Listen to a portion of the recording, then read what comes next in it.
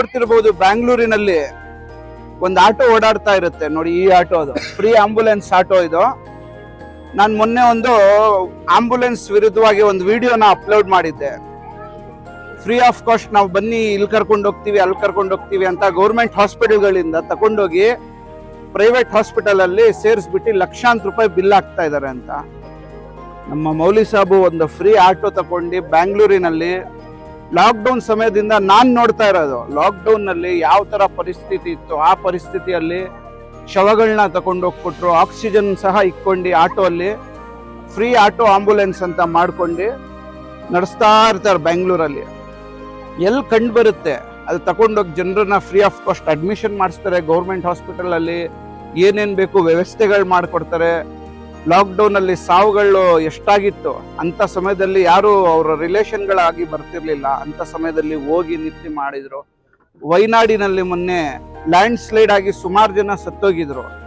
ಅಂತ ಸಮಯದಲ್ಲಿ ವೈನಾಡ್ಗೆ ಹೋಗಕ್ಕೆ ಎದುರ್ತಿದ್ರು ಜನ. ಅಂತ ಸಮಯದಲ್ಲಿ ಹೋಗಿ ನಿಂತ್ಕೊಂಡು ಪ್ರತಿಯೊಂದು ಏನೇನು ಮುಸ್ಲಿಂ ಸಂಪ್ರದಾಯದಿಂದ ಯಾರ್ಯಾರು ಸತ್ತಿದ್ರು ಅವ್ರಿಗೆ ಅವ್ರ ರಿಲಿಜಿಯನ್ ಪ್ರಕಾರ ಮಣ್ಣನ್ನ ಮಾಡಿದ್ರು. ಮತ್ತೆ ಹಿಂದೂ ಕ್ರಿಶ್ಚಿಯನ್ ಯಾರ್ಯಾರು ಇದ್ರು ಸಪ್ರೇಟ್ ಆಗಿ 3 ಪಾರ್ಟ್ ಮಾಡಿದ್ರು ಅಲ್ಲಿ ಕೇರಳ ಅಲ್ಲಿನೂ ಸಹ ಹೋಗಿ ನಿಂತು ಕೆಲಸ ಮಾಡಿ ಬಂದಿರೋ ಅಂತ ವ್ಯಕ್ತಿ. ಸೊ ಇಂಥ ಕಷ್ಟಪಟ್ಟು ಮನಸ್ಸಿಂದ ಕೆಲಸ ಮಾಡ್ತಿರೋನ್ನ ಮಾಧ್ಯಮದ ಮುಖಾಂತರ ಎಲ್ಲರೂ ಮುಂದೆ ತಗೊಂಡು ಬರಬೇಕು ಅಂತ ನನ್ನ ಒಂದು ವಿನಂತಿ. ಏನಂದ್ರೆ, ಯಾಕಂದ್ರೆ ಇಂಥ ಕೆಲಸ ಮಾಡೋರ್ನ ಮುಂದೆ ತರಲ್ಲ. ಯಾರೋ ಒಬ್ಬ ನಮ್ಮ ಬ್ರದರ್ ಹನೀಫ್ ಅಂತ ಫಾಸ್ಟ್ ಅಂಡ್ ಫ್ಯೂರಿಯಸ್ ಆಂಬುಲೆನ್ಸ್ ಓಡಿಸ್ಕೊಂಡು ಬಂದಿದ್ದ ಒಂದು ಮಗುಗೆ, proud of that boy also. So ಇಂಥ ಮನಸ್ಸಿಂದ ಮಾಡ್ತಿರೋರ್ನು ಸಹ ಮೀಡಿಯಾ ಮುಖಾಂತರ ಎಲ್ಲರನ್ನ ಮುಂದೆ ತಗೊಂಡು ಬನ್ನಿ ಅಂತ ಹೇಳ್ತಾ ನನ್ನ ಮಾತನ್ನ ಮುಗಿಸ್ತೀನಿ. ನನ್ನ ಹೆಸರು ಬಂದು ಅಬ್ದುಲ್ ಮಾಜಿದ್ ಕೆ ಸೌದಾಗರ್ ಅಂತ. ನನ್ನ ದೂರವಾಣಿ ಸಂಖ್ಯೆಗಳು ಬಂದು 9912129613.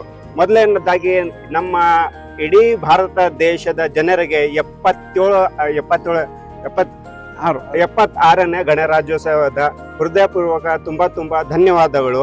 ನನಗೆ ಯಾವಾಗಿದ್ರು ಒಂದೇ ಒಂದು ಅನ್ಸುತ್ತದೆ, ದೇವರು ಮನುಷ್ಯ ಜಾತಿಗೆ ಭೂಮಿ ಮೇಲೆ ಕಳಿಸಿದಾನೆ ಒಂದೇ ಒಂದು ಉದ್ದೇಶ, ಏನಂದ್ರೆ ಮನುಷ್ಯ ಜಾತಿಯಿಂದ ಎಲ್ಲರಿಗೂ ಒಳ್ಳೆಯದಾಗ್ಲಿ ಅಂತ.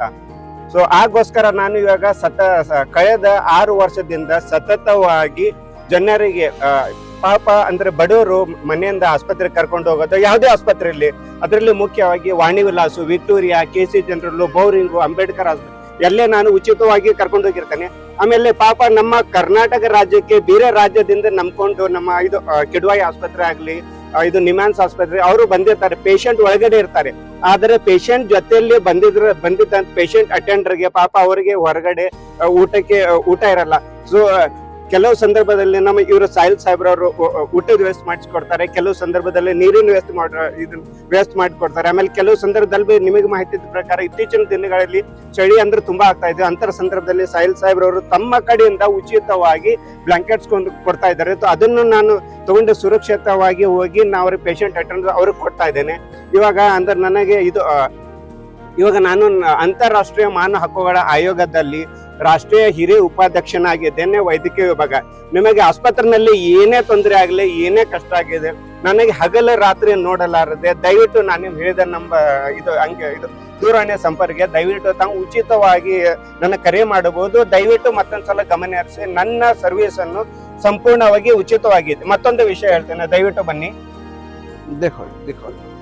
ಆಕ್ಸಿಜನ್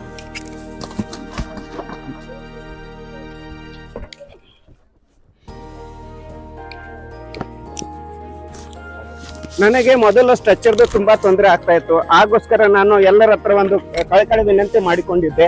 ಸೊ ಆಗೋಸ್ಕರ ಒಬ್ಬರು ಅಮ್ಮವರು ನನಗೆ ಇದನ್ನು ಸ್ಟ್ರೆಚರ್ ಅನ್ನು ಉಚಿತವಾಗಿ ಕೊಟ್ಟಿದ್ದಾರೆ.